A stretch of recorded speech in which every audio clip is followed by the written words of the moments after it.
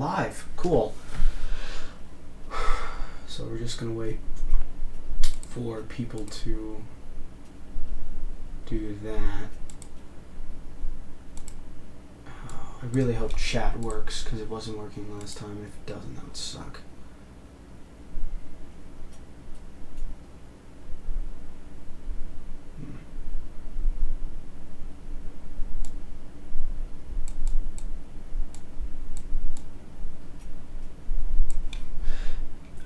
Do you have headphones that you could use?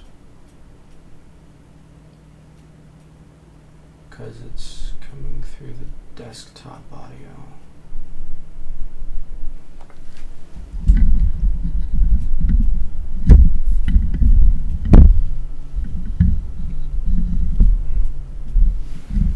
Probably just mute myself.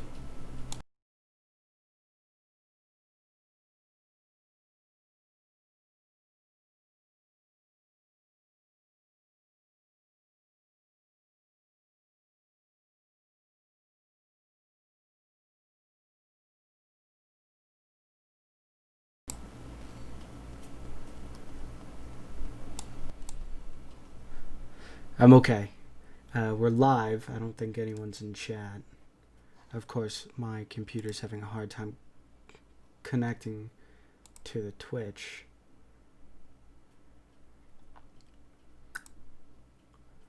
Just gotta make sure it's working.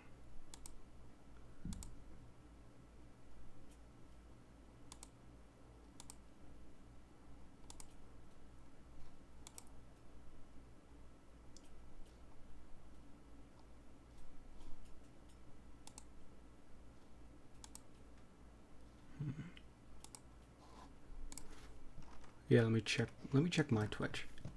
Make sure everything's working. Because you don't want to... Diya's here.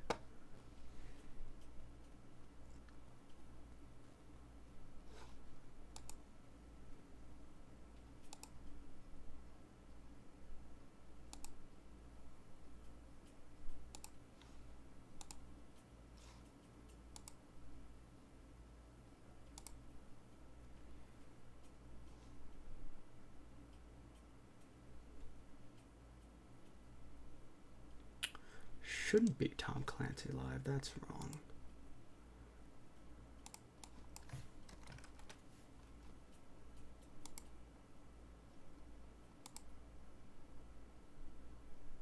That's better. Okay. Looks like everything's working. Just gotta mute this.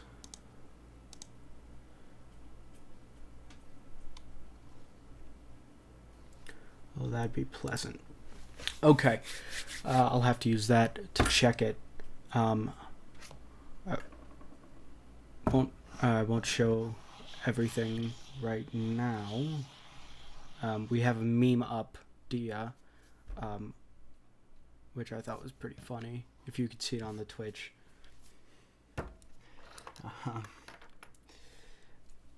But we will start when you're ready. It's 12:30, so we can do this whenever you'd like.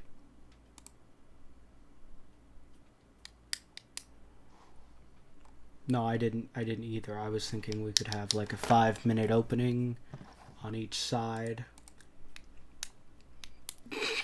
Hey, I have Rockstar and Monster. I got the boomer juice. I can't hear it on this end.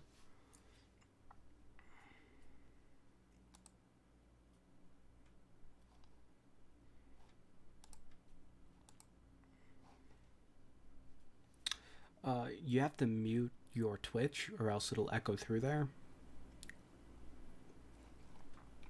So it's probably what happened. Yeah, I'm having a serious problem on the Streamlabs.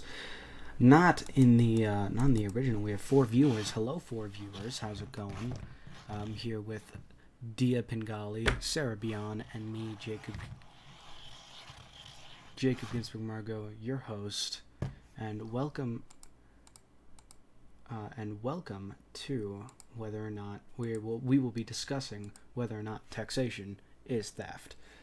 Diya has for Twitch. I don't know. Like, how the hell am I supposed to know this? Yeah, this is the room we'll be using. Cool. Now it's on Twitch. I'm off to the side a little bit because that's where my camera is. I can move my computer. That's better. Diya invited me recently to discuss this after a heated discussion in our debate class recently, where I was reprimanded for furiously arguing that taxation is in fact theft. I was kicked from a classroom. Yeah, so funny. Thanks. I thought you were on my side. No, I'm just kidding. So, this discussion will mainly focus on whether the idea of taxation is theft, and then whether the modern use of taxation, most likely in the United States, because that's where we have all the most experience from, is theft. We all cool with these parameters? Cool. Okay. Yeah. Thank you. We will start with the affirmative, I suppose. So I'll go first. Sarah, do you want any part in this, or do you want me to lay down my case? Okay. So I'm gonna begin right now. I should alert some people on Discord about this, but I'll do it after my first constructive. So when it comes to the base idea, I'll set a timer so that we're on time. So that I'm a good boy and I don't go over because I'm a good debater. For the modern idea of taxation, it does not come from the idea of civil obedience. It comes from the idea, rather, that the government has a monopoly on force, and it uses that monopoly on force to force its citizens to do as it will. And this includes receiving from its citizens monetary values under the threat of force. And this is what taxation is. It is, by definition, extortion, which is using the threat of force to receive items or actions. And so we can see that if not paying your taxes became legal today, no one would pay their taxes, because taxation in America today is no longer out of a civil, a civic requirement or the feeling of civil virtue, but it's out of the force that the government portrays onto its citizens. And this force is usually what we give the government to keep us safe, but it has used it to create basically an empire over these United States, and used the threat of the IRS and the feds to latch on to its citizens and explode our debt and spending into unreasonable amounts.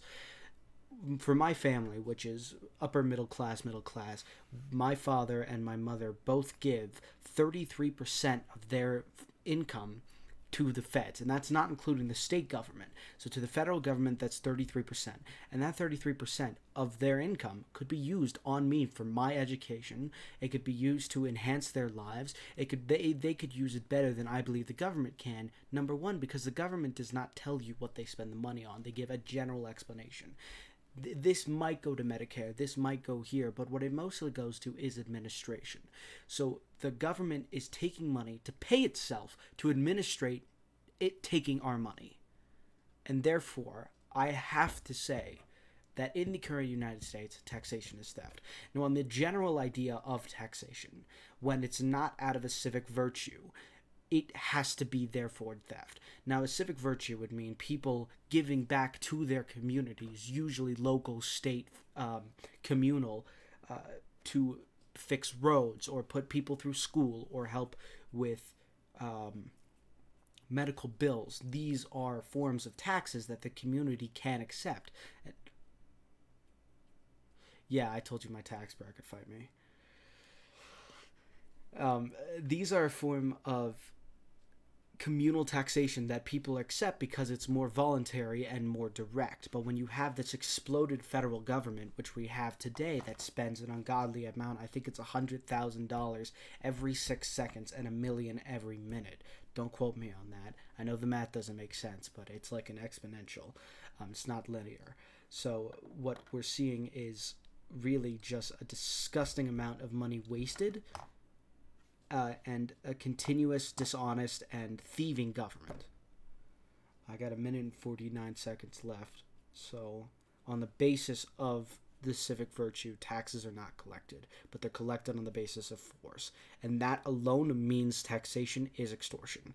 And theft and extortion I'm going to use interchangeably, because theft usually doesn't include force, but extortion does. So it depends on how you view how you view the government taking money. If you think they don't do it through force, which I believe they do, then it's theft. And if you believe they don't do it through they do it through force, it's extortion. And then that's going to end my thing. Yeah, you hit it.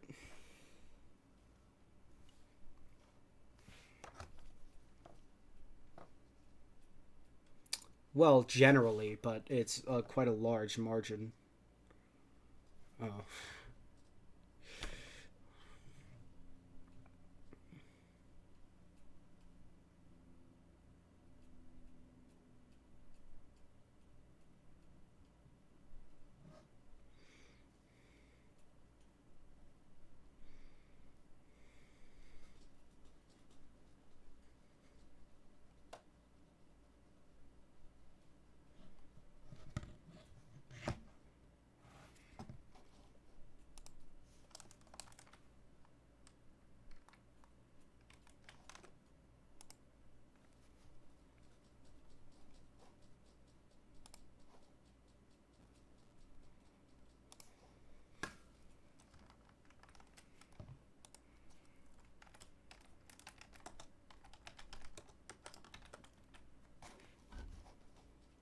Well, not violence, but force is a better term for it.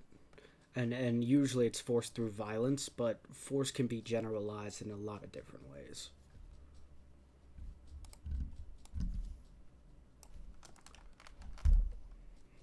Right. If taxes became legal, if not paying your taxes became legal, no one would pay their taxes.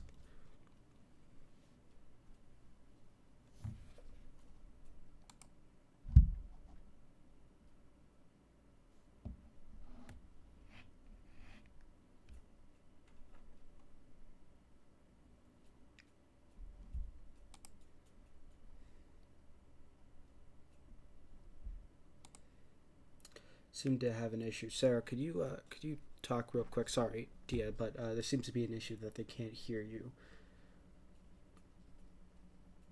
So you can if you just start making noise, and then uh, they'll tell us.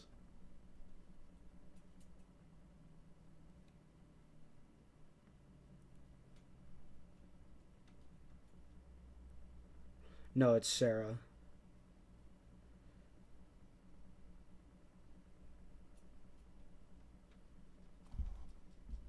Um, well, can you guys hear? Well, it shouldn't, because the desktop audio should be picking you guys up. Uh, oh, that's not good.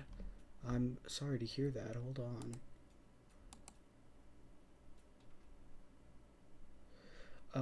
Yeah, let me fix this real quick before we continue, so that it's not unfair.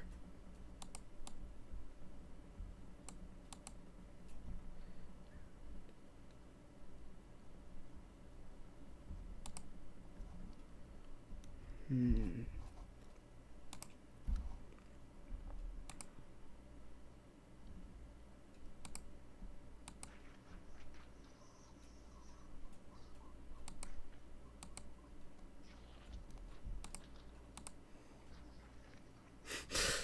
I'm gonna try to fix it quickly so we don't have to do that. um,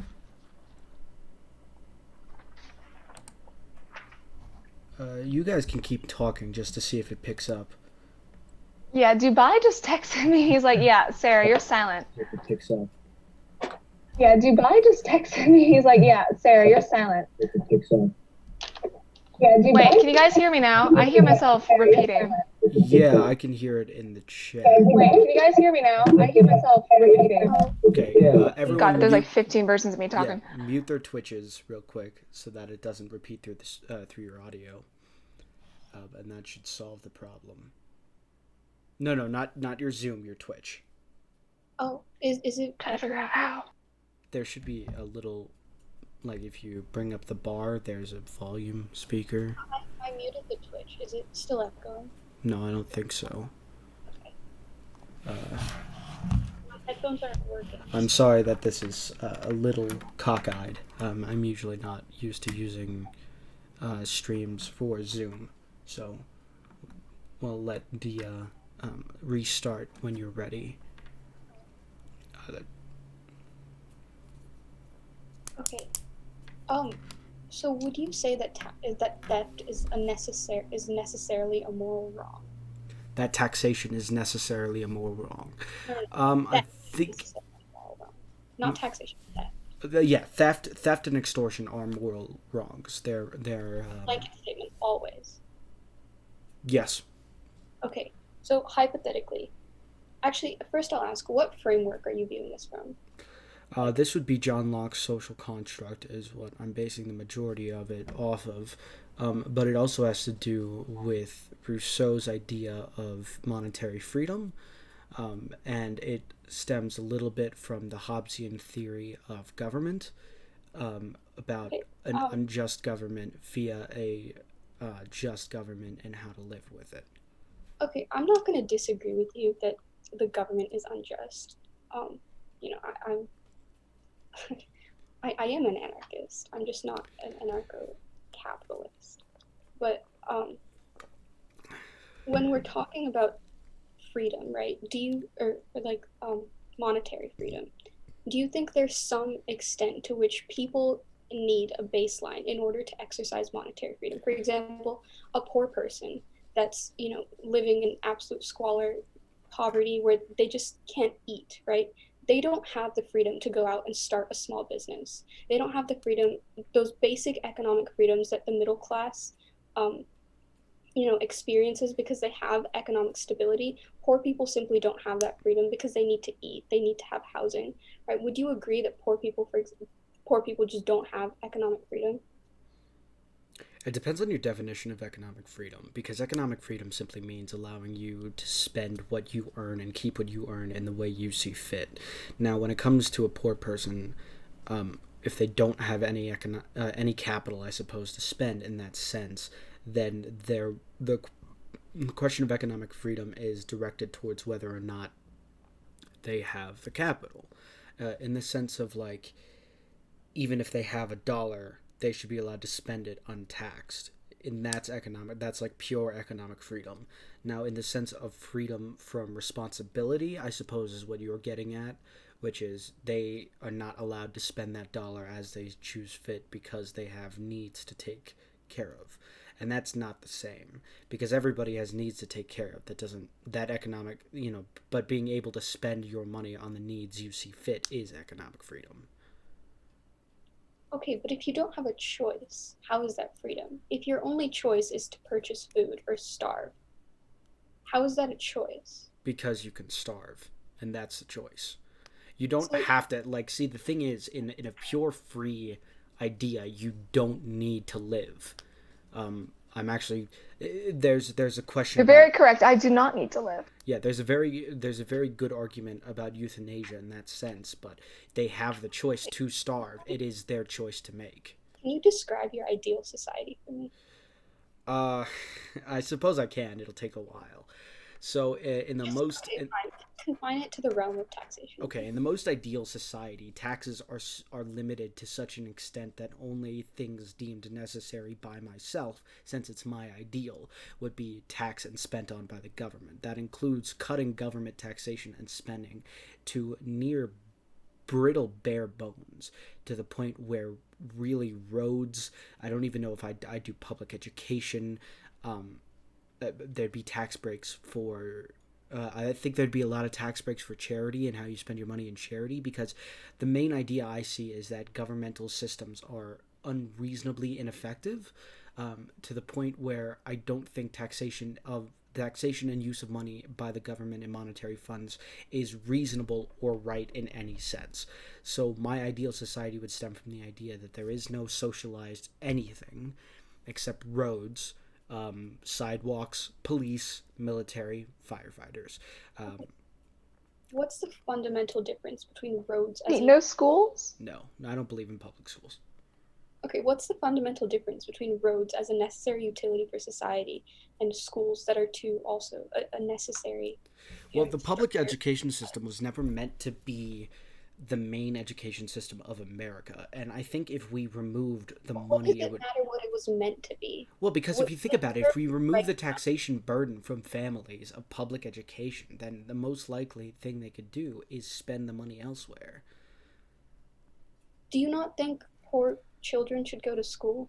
Well, I'm not saying that there would be no public school, but I think that public school as a main system of schooling is unreasonable.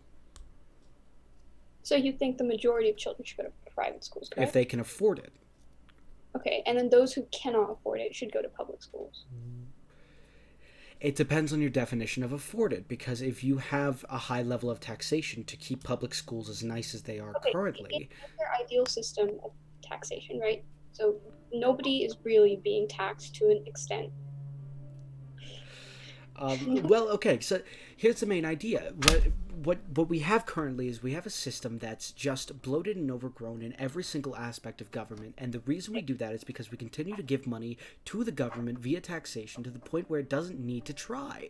It doesn't need to actually do anything for its Okay, citizenry. what do So, you mean by bloated though? Because I think Medicare, Medicaid, public education system, Social Security, the VA, I think these are all essential utilities that we need for society to continue to function. In fact, I think that the government should expand these utilities. For example, Medicare for all, I think should be a fundamental or needs to happen in order to provide a basic safety net so that people can exercise economic freedom because they actually have capital. Without capital, you cannot exercise economic freedom, as you only said. So if people have that capital by allowing the government, because the fact is poor people don't really pay taxes. People in poverty do not pay taxes. that's They're true. they're far below the Also, they pay about 10%. yeah. Okay, Anyone So under the $9,000 income level pay about 10% of their taxes, and that elevates slowly to about 20,000% in the middle class. And then Jacob's, which is between $160,000 and $200,000 per year, is about 30%, and anybody higher than $530,000 is 35%. And so you have a slow income, but most of it is coming from the lower income lower income people in the middle class. Generally, what's considered lower class, lower income people and middle class. It's where most of the concentrated tax revenue comes from. yeah.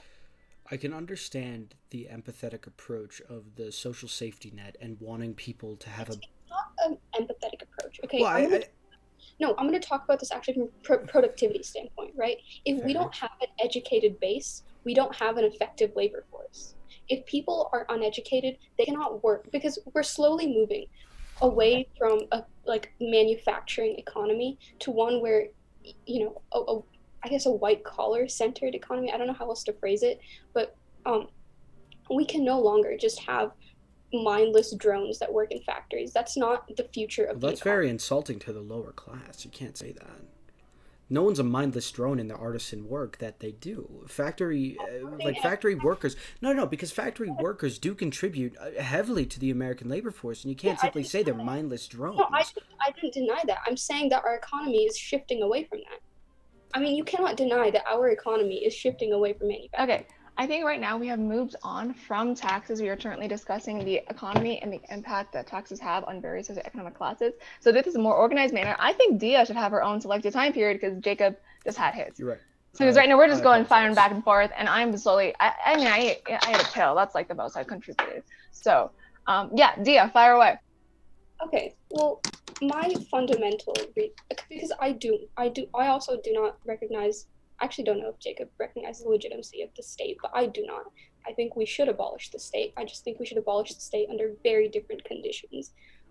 But as of right now, because those conditions are not in existence, and I think the state is necessary in order to secure economic liberty, or the lower classes for the proletariat. Um, the reason why I think taxation is just is because I do not believe any one person holds claim to property, to capital. For instance, right? I think I think this is okay. So if we're talking about like profits, for example, that corporations accrue, I do not think that the corporation has legitimate claim. The corporation itself, like shareholders and stuff, I don't think they have a legitimate claim to having all of it exclusive to them. I also don't think that the wealth, because like I said, people in poverty effectively in this system do not pay taxes. It is the lower and middle classes, but ultimately, I think if we were to restructure the taxation system, the burden should be much more on the upper class, and top 1%.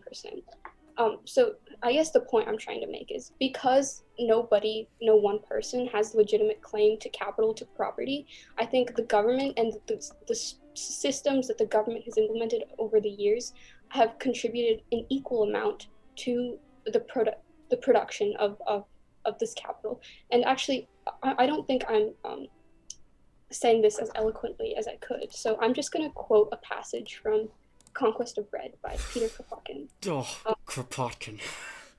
Millions of human beings have labored to create the civilization on which we pride ourselves today. Other millions scattered through the globe labor to maintain it. Without them, nothing would be left in 50 years but ruin. There is not even a thought or an invention which is not common property, born of the past and the present. Thousands of inventors, known and unknown, who have died in poverty, have cooperated in the invention of each of these machines which embody the genius of man. Thousands of writers, poets, scholars have labored to increase knowledge, to dissipate error, and to create that atmosphere of scientific thought without which the marvels of our century could never have appeared.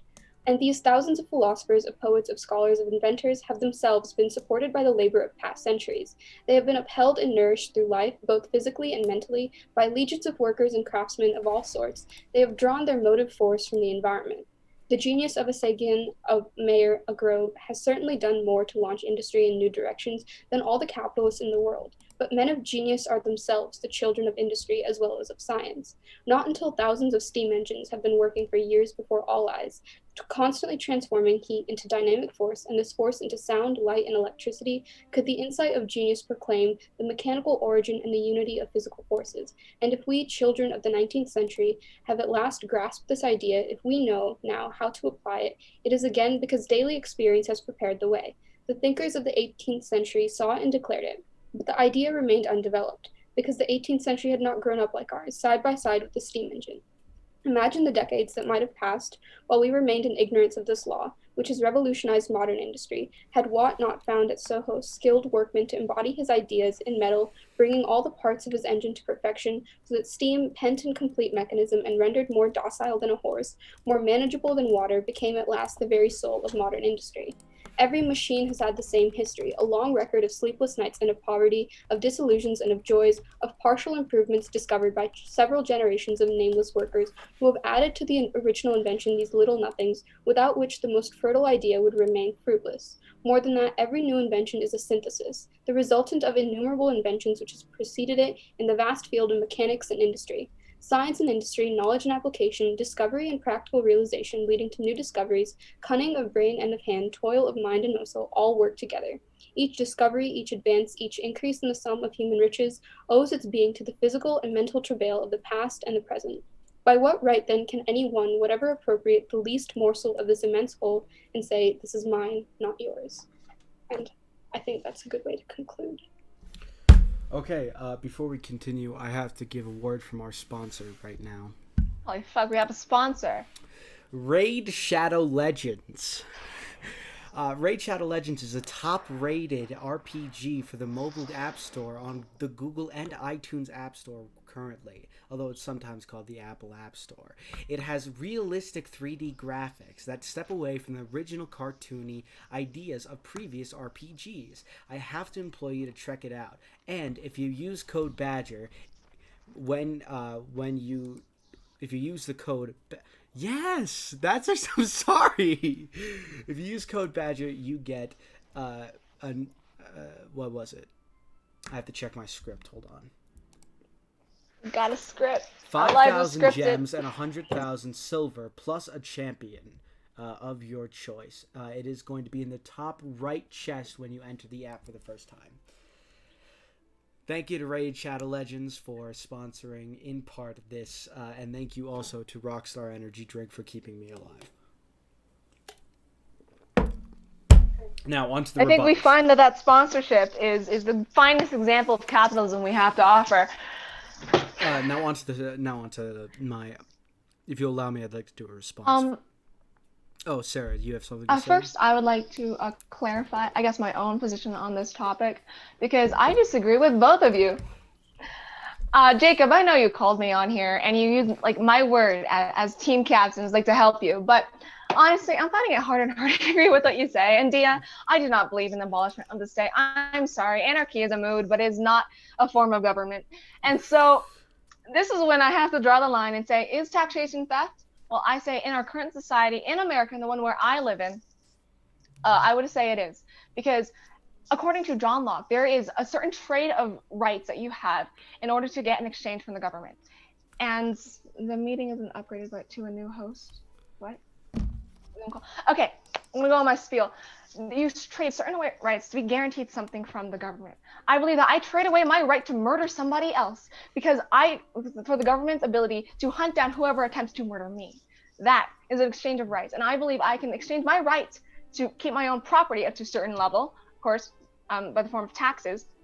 The government take from me if guaranteed a program or something that benefits me in return. However, I do not see that in the status quo. I do not see America properly providing in our public education system. I do not see America properly providing in our police system. I don't see America properly providing from what I am paying in taxes, or like not. I'm 17 years old. I have filed tax returns. I got $52 last year for my part-time job that I quit.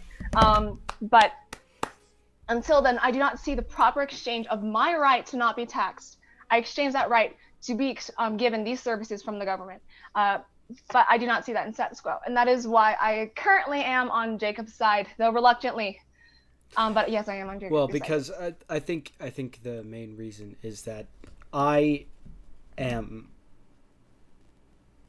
fairly libertarian in the sense I wouldn't consider myself an anarcho-capitalist because I do believe that a state needs to exist. In the words of James Madison, if men were angels, there'd be no need for government, and if the government were angels, there'd be no need for men. So I think that the government does need to exist, and I'm fine with a certain amount of taxation when it comes to providing a sense of a social safety net, but I think that needs to be reevaluated. My ideal society would only work for people who've really put in the effort to work and don't have any sense of disability. In a sense, it's not very realistic, it's idealistic. So that's kind of where I'm sitting at. In a realistic idea, I do have to agree with Sarah in most parts. I know that a 5% tax rate is unrealistic because we have federal workers that need to be paid. And yes, some federal workers do good for the government. My mom, in fact, is a federal law judge for the Social Security Administration. I understand the idea of taxation being a benefit to more than just the government. However, I have to state, I can't in good conscience call taxation anything else than extortion and theft at the current moment, even if I deem it necessary to pay taxes, because that is a personal decision not shared by everybody. So when someone takes something from you without your consent, it's called theft, and the government has just made it legal for them to do it, regardless of the actions. Yeah, I think one of the biggest distinctions that I just want to make, I'm not for either side, is the distinction is that I was muted before when I said this, but I think the biggest distinction Jacob and Diya are drawing is that Jacob is trying to hold the states to the same moral standards as they hold an individual, which is, of course, taking someone else's money under threat of force. And so that is a moral standard, of course. For an individual, that would be considered unethical and unlawful. But for a government to do so, would it be also unethical and unlawful? And that's just a distinction that should be made clear since I was muted before. Here's anyway, fire away. I think I want to make. First of all, I don't think individual theft is actually a bad thing. I generally don't think theft is a bad thing. I think. Hey, Diya, do you want to give me all your homework next week?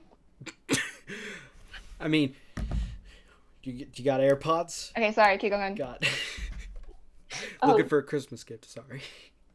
And I think the basis with which I justify taxation isn't necessarily that it promotes like an overall good utilitarian standpoint, but my contention is that it's not your property in the first place. It is partially the property of the government because the means by which you accrued that capital was through the systems the government has already put in place. So you have in part taken that money from the government already. So the government in some sense is just taking back what it has allowed you to have. Well, and counter to that, if you hold that to the same standard, that means the value we give to money is not determined by the market at all, but in fact determined by the government. And I would have to disagree with that standpoint. Well, I the source of the value of money is labor. Okay, so that's also We don't have to get into like Marxian. yeah. Let's So I think I understand what you're saying in the sense that money is only accrued within the system of government, but this would go opposed to my main idea, which is the fact that, which not the fact, but which is the ideal that within the Lockean sense of social contract, the government is not made to is only made to do protection in the sense of physical and property protection. So in the fact that saying that anything belongs to the government is not true because it is their duty to protect the property and capital of the people within their system. This isn't like they get something for it. This is their duty that we get for not killing every single politician, like in France. So when we say that capital is not belonging to you because it is in part given, it is in part made within the system of the government. Yes, that's true, but only in the sense that it's made with the consent of the government to make that capital. The government is consenting to you, allowing you, I suppose not allowing you because it is your God-given right, but as consenting to the fact that it is your right to make your money. And this is the sense we've had. This was what the foundation of America was made on. I think I didn't explain myself properly then, because that's not necessarily what I'm saying. What I'm saying is that, okay, I'll give an example actually. So let's say we have two people that are, partnering to create a business, right? This business is the property, the intellectual property, whatever, of both of them, because both of them have labored to create it. But it's not just their property because this business probably very likely cannot exist in a vacuum. Nobody is going to be able to travel to this. Let's say it's like an ice cream store or something, okay? No one can travel to this ice cream store without roads, right? Which the government has created. No one can I don't know, like the milk that the ice cream store purchases, right? Is very likely going to be from a large corporate farm which has government subsidies. Okay, so all of these things combined, right? This small business is heavily reliant, even if it doesn't take a single penny from the government directly. It is heavily reliant on the systems that the government has implemented in order to sustain itself. So the capital that these two people have accrued from this business, even if we disregard like all of the Marxian theory, this business is so heavily reliant on these systems that you cannot meaningfully separate the capital that it has created and the capital that all of these other systems have contributed, which is why I think it is justified for the government to take some of this capital in order to reinvest it into society. So I'm understanding what you're saying, and what I have to say is that a lot of the thing is taxes are paid. Again, I think we have to set the stage a bit more clearly because the people are taxed beyond just the roads that lead them to it, or the police that patrol the roads. They're taxed in most part, if you look at the statistics, which I believe I can pull up for you. It might take a second because my computer's a bit cluttered, but people are taxed mostly on the administration of the government. We're talking, Congress, the salaries they pay, the upkeep of the building. Oh, Sarah disappeared. They're paying for the administration of these organizations, not paying for anything that benefits them particularly directly, because those subsidies and those roads in payment are not as large, or don't require the amount of taxation we have currently. Hold on, Diya. Let me let me finish this. And also, furthermore, it is the responsibility of the government under the social contract framework that I am running to uphold the citizenry to a particular standard, and for the citizenry to uphold the government to a particular standard. And when I say taxation is theft in this sense, I don't believe that the government is being upheld to the standard that was set for it when the social contract was written. And I'm taking this directly from the Constitution because I'm running this from the Constitution as a social contract. That's what we're running off of. And so within the Bill of Rights, within the Constitution, what we're seeing is that it is the government's duty that they've set forward for themselves in America to not to protect its citizenry and to provide them I suppose general welfare would be the idea for roads. And again, these taxes would not be a large to keep that. You consider the population of the United States and the average income, it's not far off to believe that a small, even 10-15% of taxation on a flat tax across the board could pay to redo almost every single road in America. Okay, I fundamentally disagree with the standard you put up. But Dia, if you want to go first, you can. I'm not gonna, like I said, I'm not gonna disagree with you that the government doesn't spend its revenue effectively. But when you're talking about administration, like the administrative framework is necessary in order for anything else to exist within the government, right? You need to pay people salaries in order for them to work to, secure contracts with, if you want to privatize things, right? In order for them to work to secure contracts to build roads. Like you need to pay people salaries, so you need that administrative framework. It could be bloated. It very likely is bloated. There's probably a lot of inefficiencies in it that are designed that way. I'm not familiar enough with that aspect of the system to tell you either way, but regardless, you need some sort of administrative framework in order for you to be able to build the roads and to be able to subsidize the farms. So these two things, because they're so necessary for each other, it's still justified to pay taxes to fund administration. Bringing back to Jacob's point about the standard that we have set up for these systems, I think we should also consider what we expect out of these systems. And what I expect out of the the system of addressing fires, like the firefighting system that we have, and also our public school education system, I think the quality that I expect would not be achieved by the privatization of both sectors. Of course, Jacob didn't say privatization of firefighting, but like numerous other things that we're saying we're trying to privatize, like Jacob said, he doesn't support the public education system. I'm a stickler for that. It's that if you privatize both of these things, not only do you have the same supply, demand, and marginal revenue graph you do it for any other sector, you lack the ability to have equal education provided for both higher income kids and lower income kids alike. And I disagree fundamentally as a form of justice, because I believe that if the government is truly for any society to truly have this amount of education provided for all, education is considered one of the best socioeconomic ladders. In Jacob's society, it's this socioeconomic ladder of education, that the quality education will be taken away because of the privatization of that sector. And this is what I fundamentally disagree with him upon, because if you privatize that sector, you have these companies that provide like a lower quality education. These poor kids, they don't actually have to have textbook accurate information or historically accurate information, because as we've seen before, even in federal public schools right now, they're struggling to keep the same amount of information in different areas. In California, the textbooks are different than the one in Texas to appeal to the different gun rights points of views in either state. And so you have the privatization of that would push this to the more extreme, where you don't have the equal amount of information provided to the kids based on region and socioeconomic class. And thus, I think the privatization of the sector is a problem. And so I don't think the privatization of sectors like these, and personally like healthcare for me, would provide a standard that Jacob is trying to achieve in his idealized form of America, which I fundamentally disagree with. But anyway, we're back to taxes. Yeah. Jacob, do you want to say anything?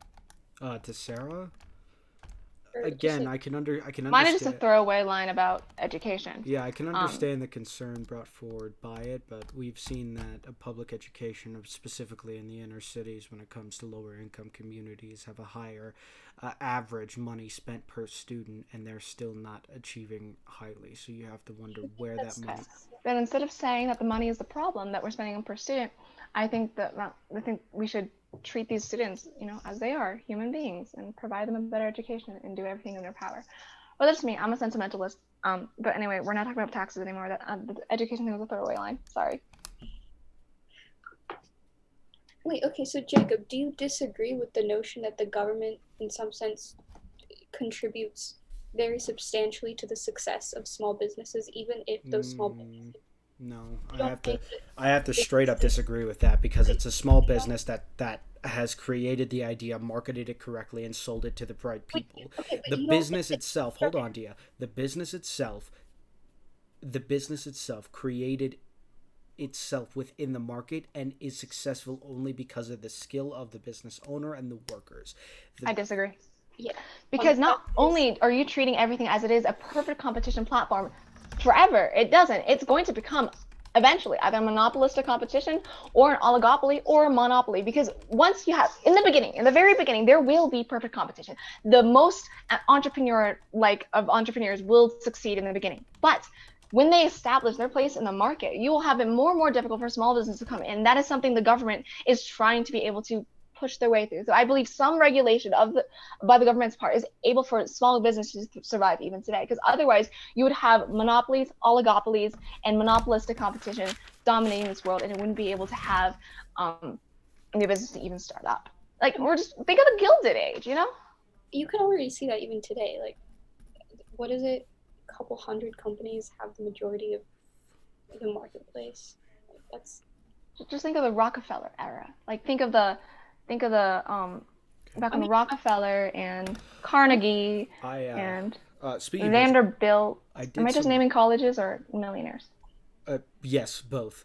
I did some quick math. Well, they set up colleges. That's how they make a lot of their money. Oh my God, Carnegie Hall! It's beautiful. Sorry. I did a bit of quick math just so we can set it.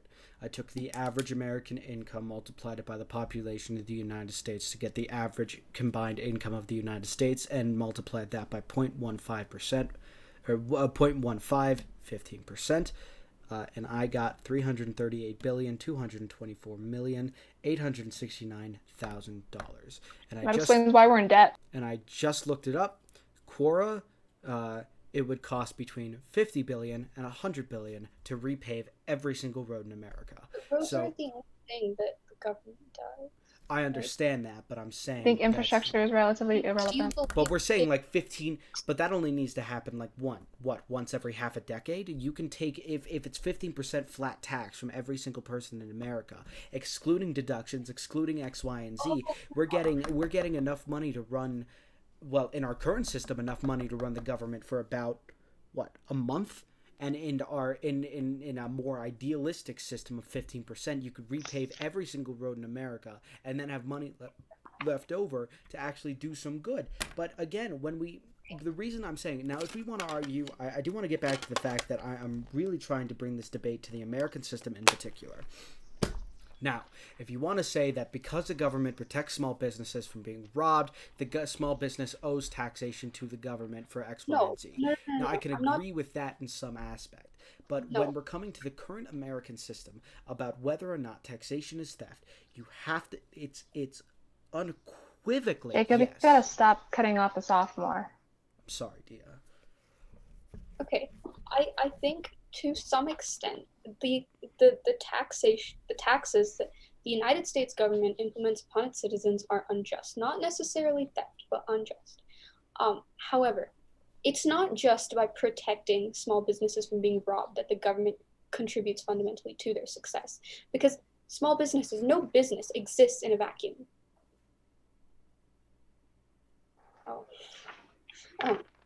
No business exists in a vacuum, right? It requires the infrastructure that has been built around it for centuries to exist, to function, to be even created. So it's this infrastructure that I think gives the government just right to take from that small business, because that infrastructure is contributed equally as the people that run it. Without the roads, nobody can get to the ice cream shop. Right, so those two aspects, and it's not just roads, like I said, it's the farm which has been subsidized by the government that they get their milk from. It's if it's located in a poor neighborhood, the welfare that the people that live there receive, that contributes to their overall revenue. So that welfare ultimately contributes to that business's success, right? So all of these systems combined are what allow this business to succeed. And it cannot exist in a vacuum where there is no government intervention, regardless of how little money or direct interaction this business has with the government. And because, like I said, because they're so intrinsically connected, the government has that right, because there's no meaningful difference between what the government has contributed in terms of capital and what the individuals who work there have. And that's why I don't think it's theft. Okay, that's fair. I'm gonna say that I think we've come to almost an impasse because this is the main disagreement we have. I'd say that that's the only reason that the government is responsible for that is because of the system of taxation and government spending that it has created within itself. So it's using the idea of taxation and spending to prop itself up to demand more taxation and spending. And so that is where I think that this impasse is coming, because I don't believe to that extent the government is particular. What are you saying, Sarah? You're muted. I think your Twitch stopped loading. What? Oh no! What happened? No! God damn it, Raid Shadow Legends! You're supposed to fix this. Are you actually sponsored by Raid Shadow? No, I'm not. Guys. Oh my god, y'all. The screen disconnected. Hold on. I thought this would be more contentious.